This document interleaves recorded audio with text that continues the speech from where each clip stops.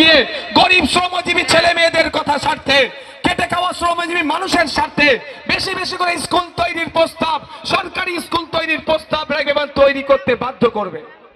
বন্ধুগণ, মাস্টার সাহেব বিধানসভায় গেলে এখানে স্বাস্থ্য ব্যবস্থা কোথায় আছে আপনারা ভালো করেই জানেন, আমার থেকে বেশি আপনারা জানেন।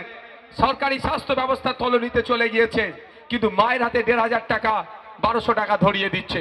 আর আমরা বলছি ৫ বছর একটা সরকারের পিরিয়ড থাকে, আপনারা আমাদেরকে ম্যাজিক ফিগারে পৌঁছান, আপনাদেরকে হেভি ট্রিটমেন্ট করতে কলকাতায় যেতে লাগবে না। এনআরএস, চিত্তরঞ্জন, আরজিকর, পিজির মতো স্টার হসপিটাল ওখান কলকাতা থেকে তুলে নিয়েছে নদিয়া জেলায় আমরা তৈরি করে দেবো, কথা দিয়ে যাচ্ছে। আপনার কৃষ্ণনগরে মেডিকেল কলেজ আছে তো নাকি?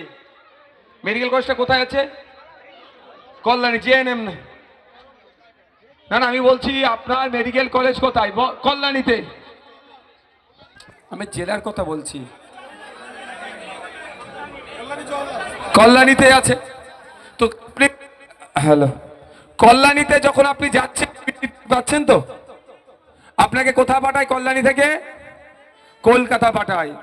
আপনারা যদি বলেন এই কলকাতায় যেতে খুব ভালো লাগে গাড়ি চেপে আমাদের অসুস্থ অবস্থায়, তাহলে এখানে বলবে জোড়া ফুল বা পদ্ম ফুলকে ভোট দিন। আর যদি মনে করেন অসুস্থ অবস্থায় জেলার মানুষ জেলাতেই ট্রিটমেন্ট নেবে, কলকাতার পিজি হসপিটাল নদিয়াতে তৈরি হবে, তাহলে বামেদের সমর্থন নিয়ে আইএসএফ এর পক্ষ থেকে ইভিএম মেশিনের ৬ নম্বর বোতাম টিপে খাম চিহ্নে মাস্টার সাহেব শামসুর আলী মল্লিক সাহেবকে আপনারা বিধানসভায় পাঠান, আপনার রাজ্যের আইএসএফকে ক্ষমতায় বসান। আমি আপনাদের কথা দিচ্ছি, হেভি ট্রিটমেন্ট নেওয়ার জন্য আপনাদেরকে কলকাতায় আর ছুটে যেতে হবে না, জেলার মানুষ জেলাতেই হেভি ট্রিটমেন্ট পাবে। তার আমি প্রমাণ এখানে দিয়ে যাব। এবারে হেলথ বাজেট কত হয়েছে জানেন আমাদের?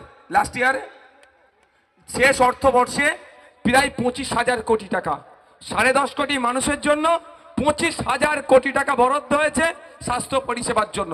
কিন্তু ব্লক হসপিটালে গেলে ডক্টর পান, এটা আওয়াজ দেবেন। ভাগ্য ভালো থাকলে ডক্টর পাওয়া যায়, ডক্টর থাকলে নার্স নাই, নার্স থাকলে ঔষধ নাই। ভাগ্য কোনো এক্সরে মেশিন যদি খুব ভাগ্য ভালোই থাকে, কিন্তু অপারেটর নাই, অপারেটর থাকলে প্রিন্ট করা মেশিন নাই। অর্থাৎ এই দুরবস্থায় ভরে গিয়েছে, সরকারি স্বাস্থ্য পরিষেবা ভেঙে পড়েছে। তার পরিবর্তে মমতা ব্যানার্জি একটা কার্ড হাতে ধরিয়েছে, না স্বাস্থ্য সাথী কার্ড। শুনতে খুব ভালো লাগে, কিন্তু একটু তথ্য দিয়ে রাখি। যেই থেকে স্বাস্থ্য সাথী কার্ড তৈরি হয়েছে, এবার ২০২৪ সাল পর্যন্ত ১০,০০০ কোটি টাকা এই স্বাস্থ্য সাথী